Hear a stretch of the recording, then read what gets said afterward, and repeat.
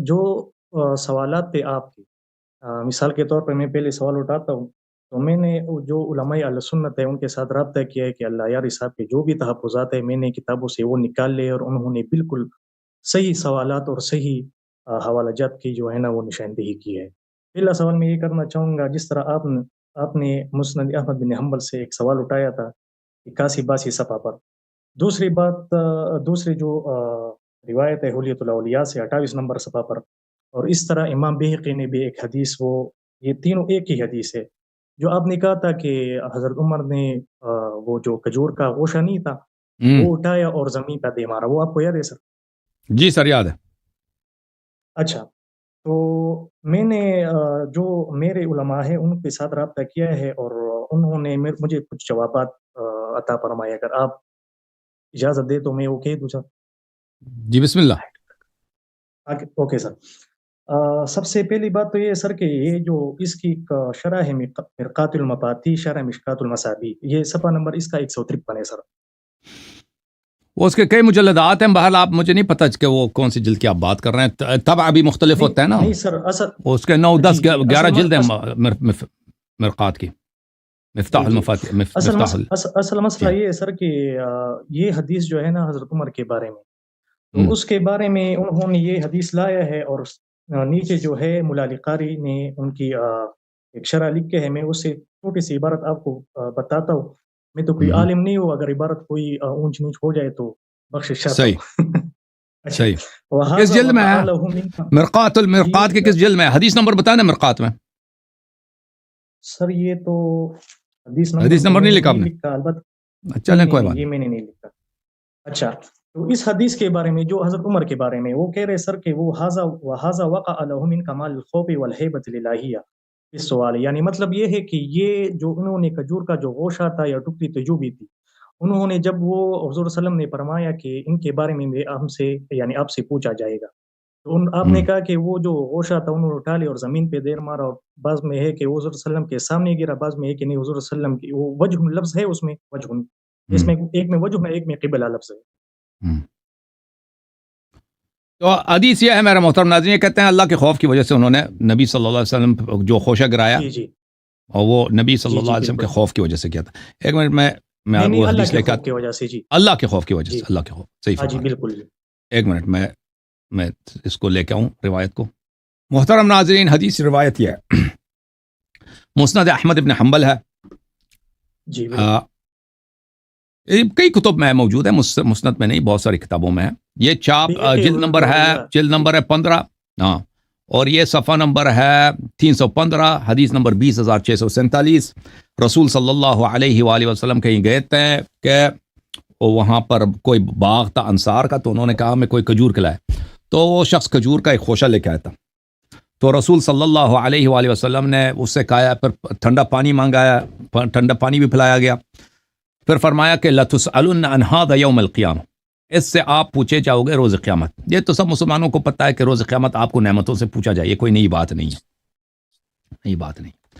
فَأَخَذَ عُمَرُ الْعِذْقَ، عمر نے وہ خوشہ پکڑا، فَضَرَبَ بِهِ الْأَرْضَ، اس کو زور سے زمین پہ دے مارا، حَتَّى تَنَاثَرَ الْبُصُرُ قِبَلَ رسول اللہ صلی اللہ علیہ وآلہ وسلم، یہاں تک کہ وہ کھجور کے دانے بکھر گئے اور رسول صلی اللہ علیہ وسلم کی طرف بھی آئے نا، دوسرے میں کہ ان کے چہرے کی طرف بھی آئے.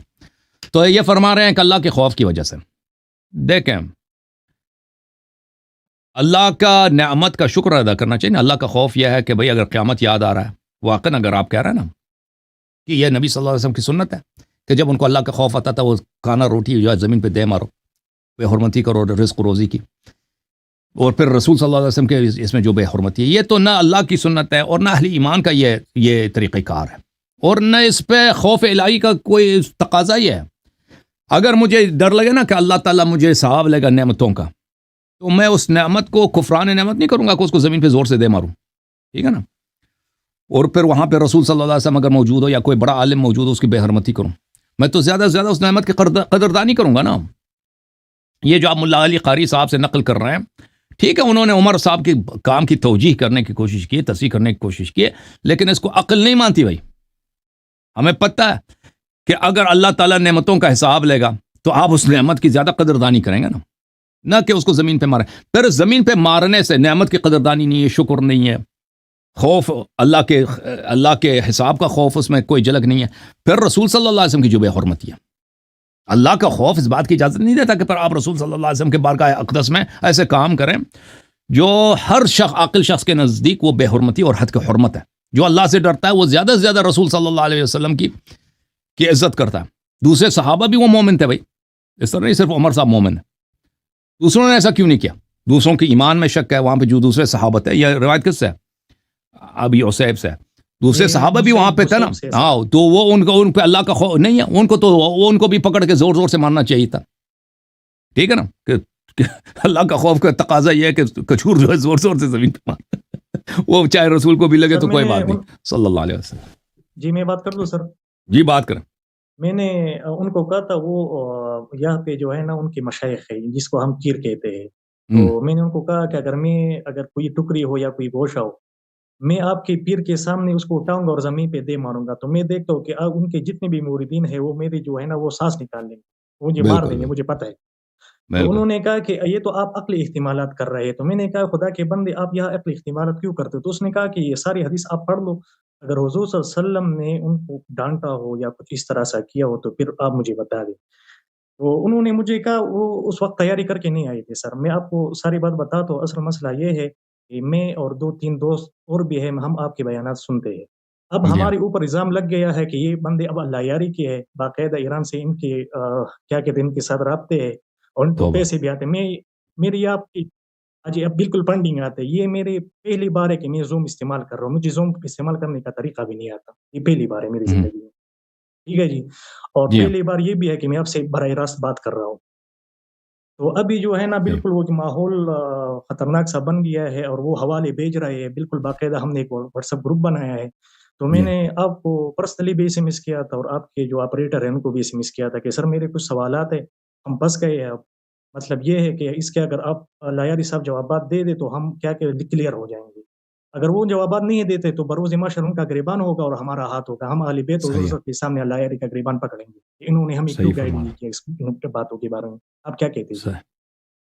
بالکل, میرا آپ سے, مجھے بھی ایران سے کوئی پیسے نہیں آتے سوائے لعنت اور تکفیر کے. مجھے ایران سے کچھ نہیں ملتا. مجھے پتہ ہے جی جناب والا, مجھے پتہ. بالکل.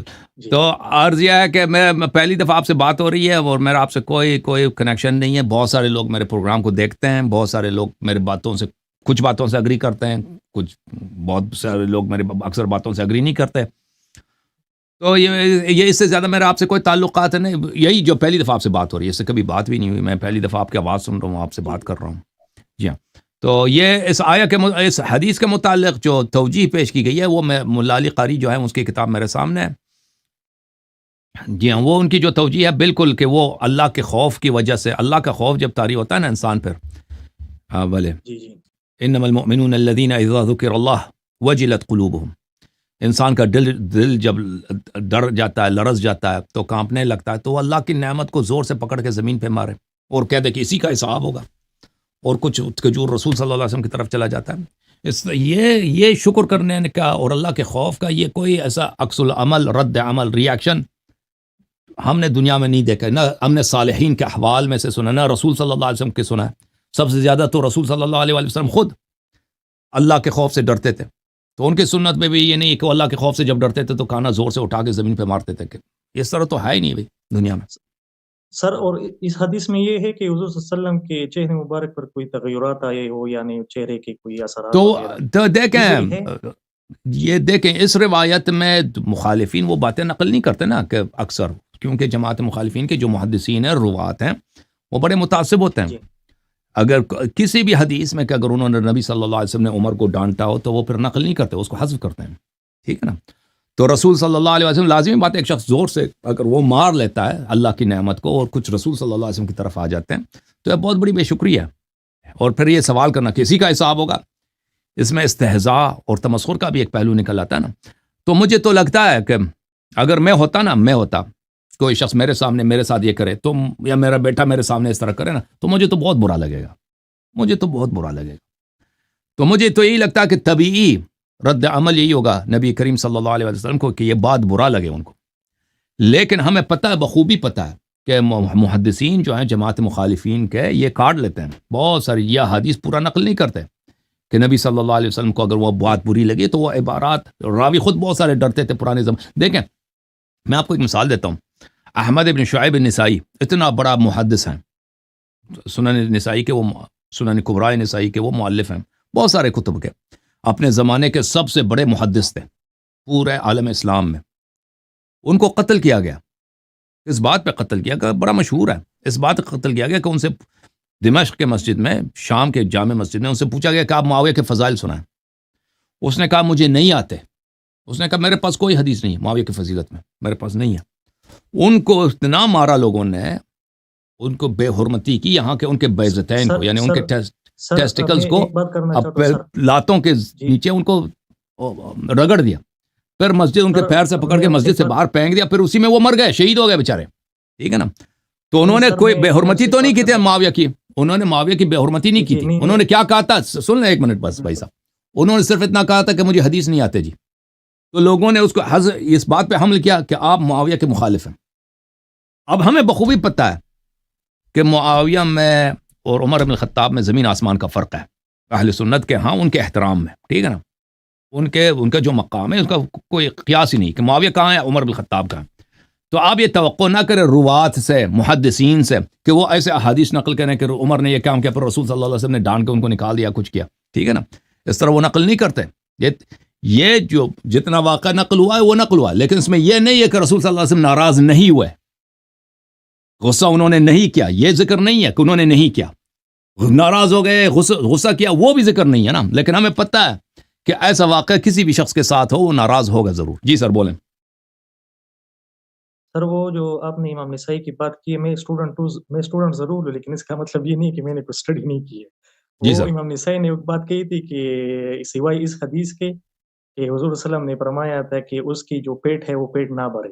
تو جب وہ الفاظ انہوں نے عطا کیے تو جی ہاں، تو انہوں کو اس کا اتنا مارا. پھر انہوں نے اپنے شاگردوں سے کہا کہ مجھے جب ہوش میں آئے شاگردوں نے پانی وغیرہ پلایا تو انہوں نے کہا کہ مجھے کیا کہتے ہیں اس کو مکہ معظمہ لے جا جنت البقیع میں دفنا دینا ہے. صحیح. اچھا، جو آپ نے دوسری بات کی ہے نا سر کہ یہ کیا کہتے ہیں اس کو امیر معاویہ کی بات ہے. یہ ہے اگر آپ برا نہ مانے تو چند باتیں ان پر ہو جائے، کچھ سوالات ان پر بھی ہے. بسم اللہ. اب موضوع اچھا جی، سوال یہ ہے سر کہ امام احمد بن حنبل کی کتاب ہے مسائل، یہ آپ نے دی کہ سر مسائل احمد. جی جی جی. اچھا، اس میں روایت ہے اسحاق بن ابراہیم بن ہانی نساپوری نہیں جی، وہ صفحہ نمبر 104 ہے سر. جی سر اس میں ہے سمیت علی ابن الجاد ما تولہ معاویہ علی غیر الاسلام، یعنی انہوں نے اللہ کا قسم اٹھا کر کہا کہ معاویہ غیر یعنی اسلام کے بغیر مرا ہے. مطلب یہ ہے میں ٹھیک کہہ رہا ہوں کہ غلط کہہ رہا ہوں؟ یہ بہت ساری کتابوں میں موجود ہے یہ ما واللہ معاویہ علی غیر الاسلام. جی مسائل احمد میں آپ کہہ رہے ہیں نا، میں اس کو نکال کے آپ کو دکھا لیتا ہوں. نہیں، میں اس میں ایک سوال ہے سر، میں آپ مجھے سوال کیا؟ میں سوال پوری نہیں کی. اچھا سر انہوں نے کہا کہ یہ جو علی بن جاد ہے یہ ایک ایسا راوی ہے کہ اس پر کچھ اعتراضات پیش یعنی مطلب لوگ کو شبہ تھا کہ یہ شیعہ ہے. تو تقریب التہذیب ابن حجر عسقلانی کی جو کتاب ہے اس میں اس کا نام جو ہے نا زیاد بن ایوب ہے، یہ ابن الجاد کا. ٹھیک ہے سر. علی ابن الجاد نام ہے اس کا؟ نہیں یہ سر، یہ اس کو میں آپ کو پورا زیاد بن ایوب اس کا پورا نام ہے، یلقب دلویہ کہتے ہیں. جی سر. آپ کبھی کہتے ہیں علی ابن الجاد، اگر نام علی ابن الجاد ہے تو زیادہ نہیں ہے نام کیا اس کا؟ سر میں نے تقریب التہذیب نکالی ہے، تقریب التہذیب ابن حجر عسقلانی کی کتاب ہے، میرے خیال سے راویوں کے باروں میں انہوں نے کچھ لکھ کے ہے. تقریب التہذیب میں سب روات کے متعلق ہے. ہاں جی ہاں، تو انہوں نے اس کے بارے میں لکھا ہے کیا کہتے ہیں اس کو علی بن جاد جی، جو دلویہ ہے، دلویہ اس میں دلویہ لفظ بھی ہوگا سر، دال وہ یہ ہے، مجھے پتہ نہیں کس کے صحیح پروننسیشن کون سی ہے، دال لام وہ یہ اور جو گول ہا ہوتا ہے سر. انہوں نے تقریب التعظیم میں اس کے بارے میں اس حدیث پہ اس شیخ کا ایک شیخ ہے، ہاں جی جی، ایک شیخ صاحب ہیں، ان کا نام ہے شیخ حسن فرحان المالکی. وہ پہلے وہابی تھے، پھر وہابی سے پھر گئے وہ کچھ شیعہ بھی نہیں ہے، سعودی عرب کے. انہوں نے اس موضوع اسی حدیث پہ کتاب بھی لکھی ہے، پورا کتاب لکھی ہے. جی ہاں، مات معاویہ علی غیر مات واللہ معاویہ علی غیر الاسلام. اس میں ایک دو حدیث نہیں، کئی احادیث ہیں، ٹھیک ہے نا. جی. سمعت علی بن الجعد يقول مات والله معاوية على غير الإسلام. سوالات أحمد. سمعت ابو عبداللہ علیہ السلام وقال له دلویہ. سمعت دلویہ نے کہا کہ میں نے علی بن الجعد سے سنا. ہاں یہ سر میں دلویہ کی بات کر رہا ہوں. جی دلویہ سے. دلویہ آپ پوچھ رہے. اچھا دلویہ سے کیا سوال ہے آپ کا؟ دلویہ وہ تقریب التہذیب، یہ تقریب التہذیب نے ابن حجر عسقلانی کی جو کتاب ہے، اس کا نام جو ہے دلویہ کا، اس کا نام ہے زیاد بن ایوب. جی اچھا جی. تو ان کے بارے میں نے ان کو کہا کہ اس میں تو لکھا ہے کہ یہ ثقہ حافظ ہے، تو آپ اس طرح اس کو کہہ رہے ہیں کہ جس میں بالکل صحیح کہہ رہے ہونے کا الزام ہے. میں نے صحیح کہا کہ غلط کہا سر؟ یہ بخاری کے رجال میں سے. یہ تو بہت عظیم المرتبہ ہے. ثقۃ حافظ من العاشرہ مات سنة 52 وله 86. جی بخاری ابو داود ترمذی اور نسائی میں اس کے حدیث ہیں. صحیح فرما رہے ہیں. وہ ابھی آ رہا ہوں سر اس کے بارے میں. تو وہ کہہ رہے کہ سر امام شمس الدین محمد بن احمد بن عثمان الذہبی، یہ یعنی امام ذہبی نے یہ جو کتاب لکھے ہے تو اس میں لکھا ہے سر فَلَعَلَّ ابْنَ الْجَعْدَ قَدْ تَابَ مِنْ هَذِهِ الْوَرْدَةِ، یعنی اس موقف سے ابن الجعد نے پھر توبہ کیا ہے. تو کیا یہ بات ٹھیک ہے کہ غلط ہے؟ اس نے تو کہا وہ کیسے موقف سے توبہ کر سکتا ہے؟ وہ تو کوئی موقف تھا ہی نہیں. اس نے کہا میں نے علی بن الجعد سے سنا نا کہ علی بن الجعد نے کہا کہ اللہ کی قسم معاویہ اسلام پہ نہیں مرا، کفر پہ مرا. وہ تو موقف ہی نہیں ہے، اس سے کیسے پڑھ سکتا ہے؟ یعنی وہ جھوٹا تھا. پر اس نے خود قسم کہا، اس نے جھوٹ بولا. سر اب میں نے اس کو کہا تو اس نے کہا کہ یہ ابن جعد جو ہے انہوں نے اگر کوئی اجتہادی مسئلہ ہو نا، اجتہادی مسئلہ ہو، اس میں آپ رائے چینج کر سکتے ہیں.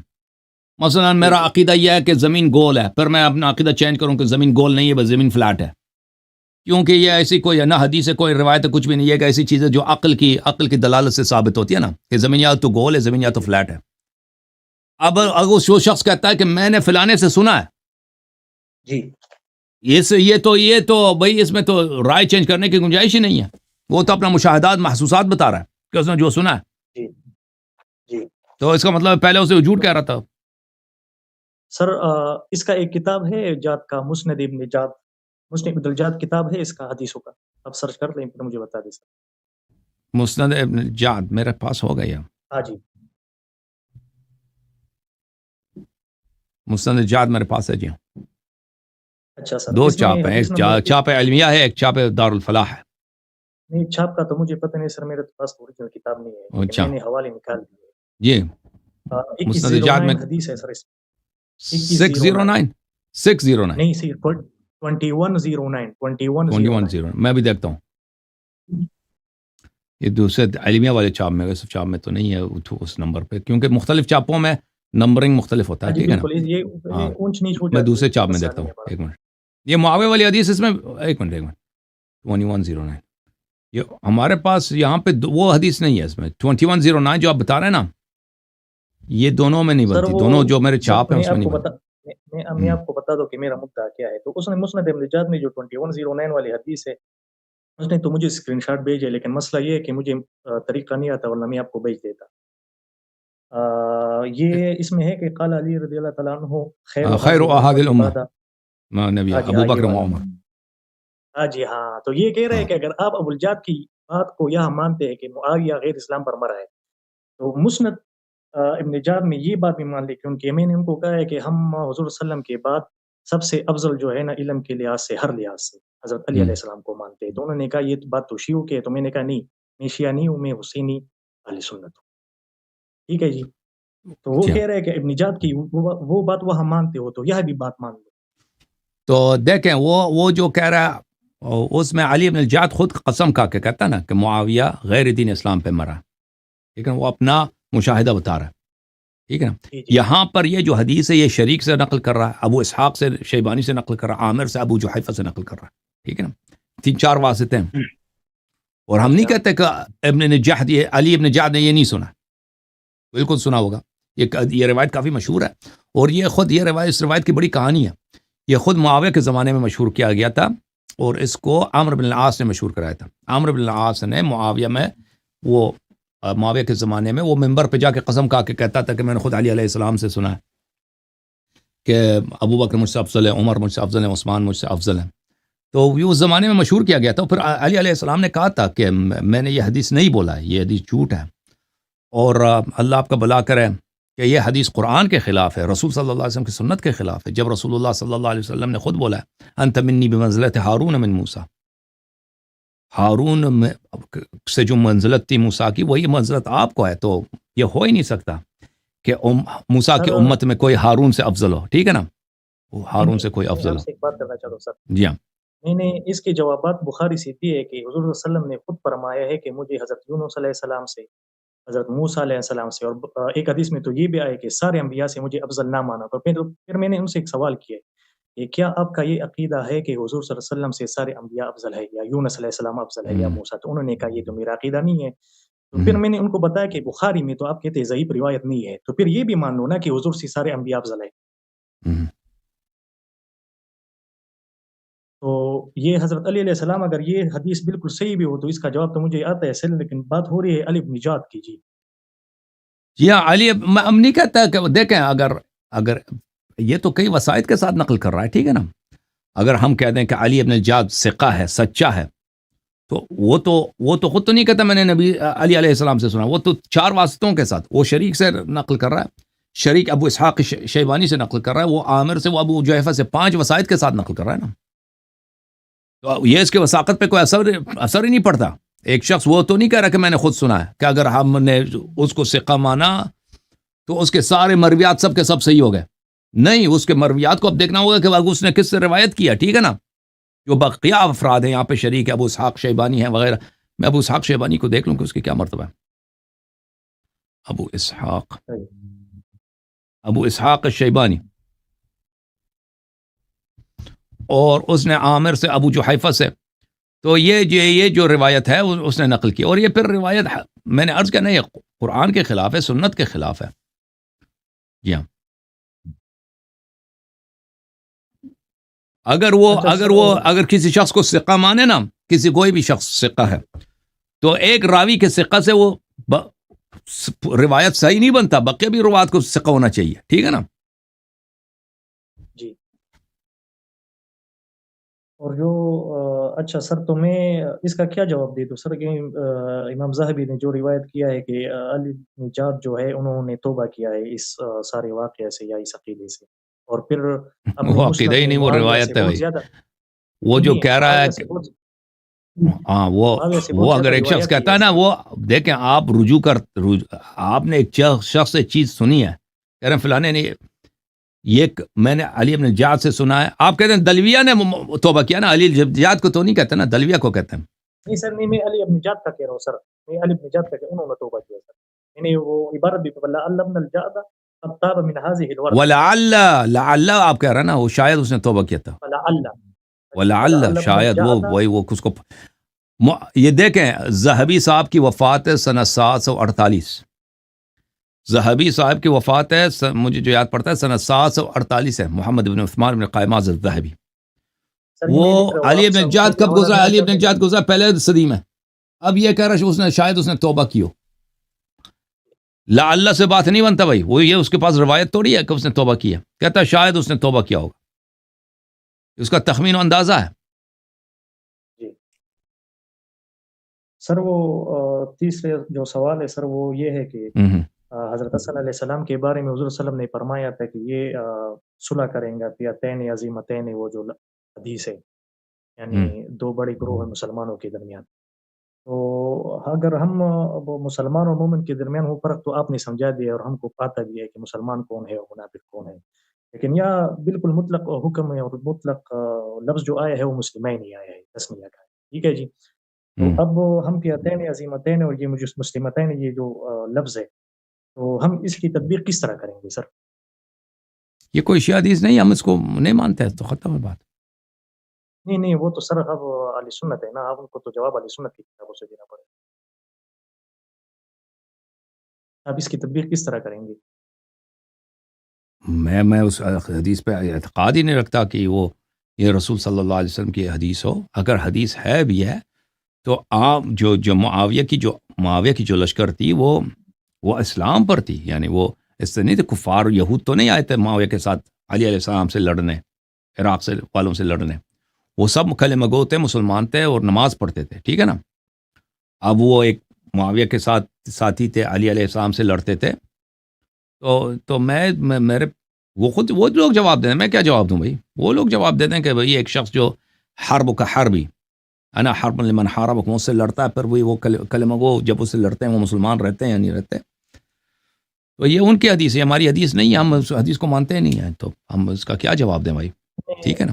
سر وہ مسلم حدیث ہے نا کہ حضور علی کے ساتھ بغض نہیں رکھے گا مگر منافق اور محبت نہیں کرے گا. مجھے نہیں آپ کی آواز بہت دھیمی ہے. اچھا سر، اب ٹھیک ہے سر، ٹھیک ہے آپ سے ہی ہے. ہیلو جی جی. میں نے ان کو کہا بھی تھا کہ مسلم ایک حدیث ہے کہ علی کے ساتھ بغض نہیں رکھے گا مگر منافق، اور وہ محبت نہیں کرے گا مگر مومن. تو انہوں نے کہا کہ یہ جو جنگ ہوئے ہے وہ اس کی اجتہادی خطا ہے، اجتہادی غلطی ہے.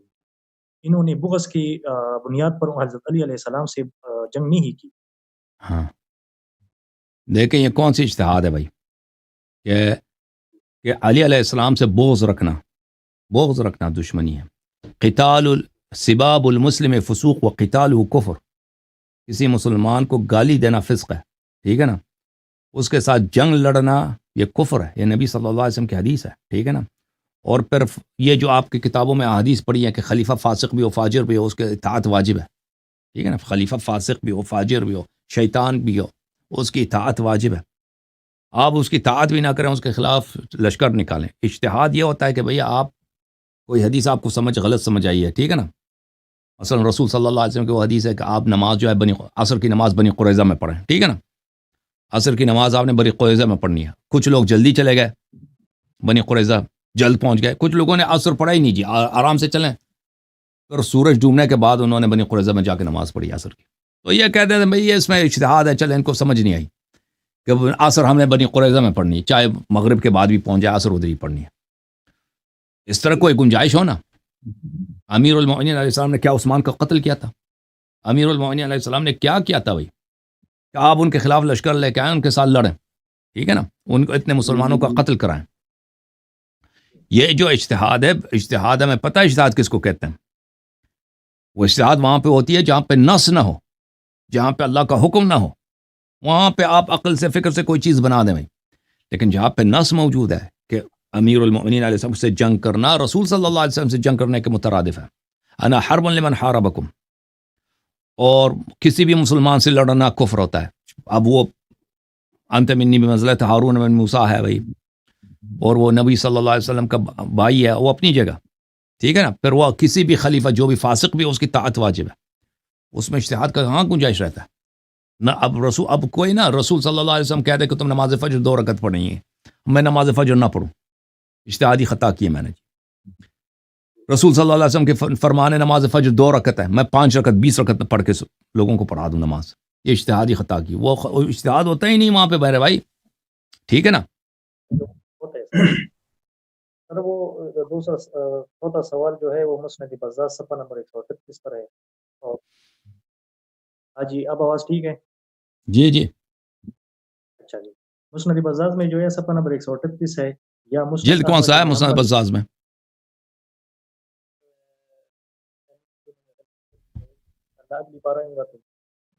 جلد بھی اپنے ساتھ لے آؤں گا. اور کیا کہتے ہیں وہ صفحہ؟ اچھا اس میں تو 20 جلد ہیں، بہت سارے مجلدات ہیں نا اس کے، 15 سے زیادہ ہے میرے خیال میں. جی، مسند احمد بن حنبل میں 17087 نمبر حدیث ہے. 17087 جی، 17087. اچھا حدیث کیا، حدیث پڑھ کے سنائیں.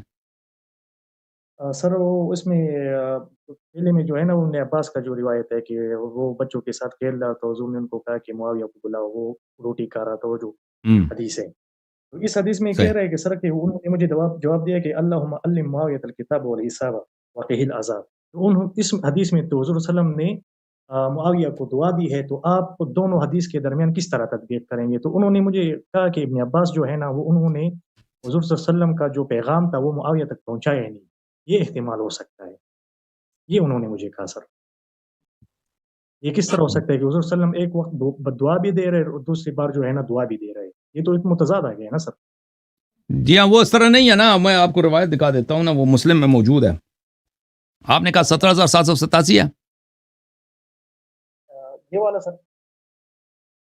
17,787 نہیں 17,087 مسند احمد میں ہے، اور مسند بزار میں حدیث کا نمبر ہے 42,002 سر، 42,002 نہیں، مسند احمد میں کون سا نمبر ہے؟ 17087 اچھا 17 صحیح 087 صحیح۔ وہ تو مسلم کی حدیث ہے نا، مسلم کون سا ہے؟ مسلم کی حدیث جو ہے وہ یہ ہے، میں آپ کو دکھا دیتا ہوں۔ 6623 ہے سر، 6623 ہے صحیح مسلم میں۔ 17,087 یہ کوئی اردو ہمارے پاس جو چاپ ہے اس میں یہ نہیں ہے مسند احمد میں۔ اچھا میں آپ کو دکھا دیتا ہوں مسلم کی جو حدیث ہے، بات کر رہا ہوں سر، صحیح مسلم کی بات کر رہا ہوں، اس میں 6623 ہے، میں دکھا دیتا میرے ہوں۔ پاس۔ دیکھیں یہ کیسے پیغام نہیں پہنچا، یہ کہتے پیغام نہیں پہنچا، پھر تو اب عبداللہ ابن عباس فاسق ہے نا کہ اس نے رسول صلی اللہ علیہ وسلم کے فرمان پہ عمل نہیں کیا۔ یہ صحیح مسلم ہے بھائی، صحیح مسلم چاپ دارالفکر ہے، ملاحظہ کریں، یہ صفحہ نمبر 1284 ہے، حدیث نمبر ہے 2604۔ ٹھیک ہے نا؟ اب عبداللہ ابن عباس کہتا ہے کنت العب مع الصبیان، میں بچوں کے ساتھ کھیل رہا تھا، فجاء رسول اللہ صلی اللہ علیہ وآلہ فتواريت خلف باب، میں رسول صلی اللہ علیہ وسلم آ گئے تو میں دیوار کے پیچھے چھپ گیا، فجاء فحطانی حتأتا، تو پھر وہ تشریف آئے، انہوں نے مجھے بلایا اپنی طرف، کوئی مجھے بلایا، وقال اذهب وادع لي معاویہ، انہوں نے کہا کہ جاؤ اور معاویہ کو میرے پاس بلاؤ، فجئت فقلت هو يأكل، میں گیا اور کہا کہ وہ تو کھانا کھا رہا ہے، قال ثم قال لي اذهب فادع لي معاویہ، چلے جاؤ اور معاویہ کو بلاؤ، فجئت فقلت هو يأكل، میں نے گیا، میں پھر دیکھا، میں نے کہا وہ کھانا کھا رہا ہے، قال لا اشبع اللہ بطنہ، فرمایا کہ اللہ تعالیٰ اس کے پیٹ کو سیر نہ کرے۔ یعنی اگر آپ دیکھیں، اگر کوئی کہتا ہے کہ عبداللہ ابن عباس نے رسول صلی اللہ علیہ وسلم کے فرمان پہ عمل نہیں کیا ہے، اسے پیغام نہیں پہنچایا، ایسا ہی گیا، اور رسول صلی اللہ علیہ وسلم نے بھی تحقیق کے بغیر ایک شخص کو اس نے بددعا دی ہے، یعنی معاویہ کا قصور ہی نہیں، اس کو پیغام ہی نہیں پہنچایا، تو رسول صلی اللہ علیہ وسلم نے ایسے ہی اس کو بددعا دی ہے، تو یہ کیا ہوتا ہے بھائی، یہ عبداللہ ابن عباس پر بھی طعن ہے اور رسول صلی اللہ علیہ وسلم پہ بھی طعن ہے، معاویہ کو بچانے کے لیے کہ عبداللہ ابن عباس فاسق نکلا، یعنی پیغمبر نے حکم دیا، اس نے عمل نہیں کیا، ٹھیک ہے نا، خیانت کیا۔ دوسری بات ہے کہ رسول صلی اللہ علیہ وآلہ وسلم نے ایک شخص کو جب پیغام پہنچا ہی نہیں ہے بھائی کہ آپ ادھر آ جاؤ، وہ اس کو آپ بددعا دے دیں، ٹھیک ہے نا، تو رسول صلی اللہ علیہ وآلہ اس کو آپ بددعا دے دیں، یہ رسول صلی اللہ علیہ وسلم کا بھی اسوہ حسنہ نہیں ہے کہ فرمایا وَلَقَدْ كَانَ لَكُمْ فِي رَسُولِ اللَّهِ أُسْوَةٌ حَسَنَةٌ، ایک بے گناہ شخص کو جب اس کو پتہ ہی نہیں کہ بلایا گیا، اس کو ایسے ہی بددعا دی ہے پیغمبر نے، ٹھیک ہے نا، تو یہ صرف اسی صورت میں ممکن ہے کیونکہ رسول صلی اللہ علیہ وسلم اس بات سے مبرہ ہیں کہ کسی بے قصور آدمی کو بددعا دے دیں۔ رسول صلی اللہ علیہ وسلم اللہ کے پیارے نبی ہیں، آخری نبی ہیں، وہ خطا کر ہی نہیں سکتے، اور نبی صلی اللہ علیہ وآلہ وسلم ان میں اسوہ حسنہ ہے، وہ اگر کوئی شخص کوئی بے گناہ آدمی کو بددعا دیتا ہے وہ اسوہ حسنہ نہیں ہے، قرآن نے خود فرمایا وَلَقَدْ كَانَ لَكُمْ فِي رَسُولِ اللَّهِ أُسْوَةٌ حَسَنَةٌ صلی اللہ علیہ وسلم، صرف اسی صورت میں ممکن ہے کہ 3 دفعہ اس کو بلایا گیا ہے نا، اس نے پرواہ نہیں کیا، وہ کھانا کھانے جا رہا ہے، تو پھر بات بنتا ہے کہ نبی صلی اللہ علیہ وسلم کو بہت برا لگا ہے کہ اس کو میری بات کا پرواہ ہی نہیں ہے، پھر ان کو بددعا دی ہے کہ اللہ تعالیٰ اس کے پیٹ کو ایسے ہی مرض میں مبتلا کرے، بیماری میں، کہ اس کا پیٹ کے بھی بھرے نا۔ صحیح ہے سر، اگر آپ یہ اس حدیث پہ تھوڑا غور کر لیں سر، تو اس میں کہا کہ وہ کھانا کھا رہے، یہ نہیں کہا کہ میں کھانا کھا رہا ہوں بعد میں آ جاؤں گا، یہ الفاظ نہیں ہے، مثال کے تو وہ عقلی نہیں کر رہے ہیں نا، تو معاویہ نے تو یہ بھی ہے کہ میں کھانا کھا رہا ہوں، میں بعد میں آتا ہوں، حضور کو یہ پیغام پہنچا دو، یہ ہے اس میں سر حدیث میں۔ تو حدیث میں یہ آپ جو کہہ رہے ہیں نا کہ وہ جملے پورے نقل نہیں کرتے نا، وہ اختصار کے لیے، پرانے زمانے میں کتابیں لکھی جاتی تھی ہاتھ سے، ٹھیک ہے نا، تو روات بہت سارے جو غیر ضروری جملے ہوتے تھے وہ نقل نہیں کرتے تھے کیونکہ کتابت وغیرہ میں اس میں بہت ٹائم لگتا تھا، تو اصل واقعات تو بڑے لمبے ہوتے ہیں، جو بھی کوئی کہانی سناتا ہے پورا سناتا ہے نا، تو وہ جملے نقل نہیں ہوتے. تو معاویہ کے یہ جملے یہاں پہ نقل نہیں ہے کہ وہ کہہ رہا ہے کہ وہ کانا کھا رہا ہے. تو اس نے عبداللہ ابن عباس نے کہا کہ وہ کانا کھا رہا ہے، ٹھیک ہے نا، وہ کانا کھا رہا ہے. تو یہاں پر یا عبداللہ ابن عباس نے وہ خبر سنایا ہے معاویہ کو کہ پیغمبر نبی صلی اللہ علیہ وسلم کا فرمان کیا کہ آپ آ جاؤ، ٹھیک ہے نا، یا نہیں سنایا. نہیں سنایا تو عبداللہ ابن عباس نے حکم کی تعمیل نہیں کیا، یعنی ایک یہ فسق ہے.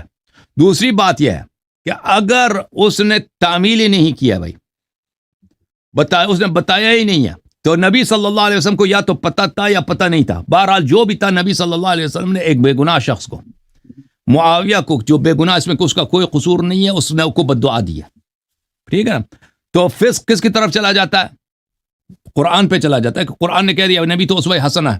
یہ تو اسوہ حسنہ ہے ہی نہیں، یہ تو غلط کام ہے کہ ایک بے گناہ بے قصور شخص کو آپ بد دعا دے دیں اور اس کو اس بیماری میں مبتلا کریں آخرت تک کہ اس کا پیٹ کبھی بھرے نہ.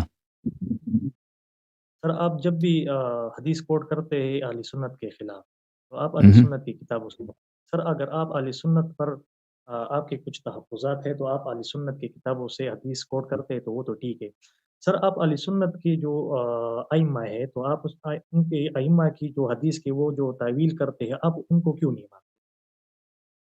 اگر کوئی تعویل دے کے اگر ہم تفصیل میں چلے جائیں نا، تفصیل میں وہ تو آپ کے علماء کا کام ہے کہ یہاں پہ قائل کریں، وہ تعویل پیش کریں کہ اس حدیث کا مطلب یہ بنتا ہے. میرا کام یہاں پہ تفصیل دینا نہیں ہے، ٹھیک ہے نا.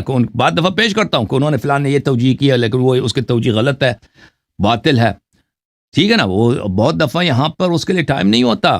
یہاں پہ مجھے مثلا 5 منٹ، کوئی اکثر ہمارے یہاں پہ سوال جواب ہوتا ہے، 5-6 منٹ میں وہ سب باتیں بتانا، ایک حدیث کو بیان کرنا، پھر اس کا فلان عالم نے اس کا یہ تعویل پیش کیا، اس کا رد یہ ہے، اس کے لیے ٹائم نہیں ہوتا. بہت ساری میرے پاس جو احادیث ہیں، مجھے علماء کے ردود کا پتہ ہے کہ جماعت مخالفین کے علماء نے اس حدیث کی کیا تعویل کیا، کیا تصحیح کیا، کیا توجیہ، اس کے جوابات بھی مجھے آتے ہیں.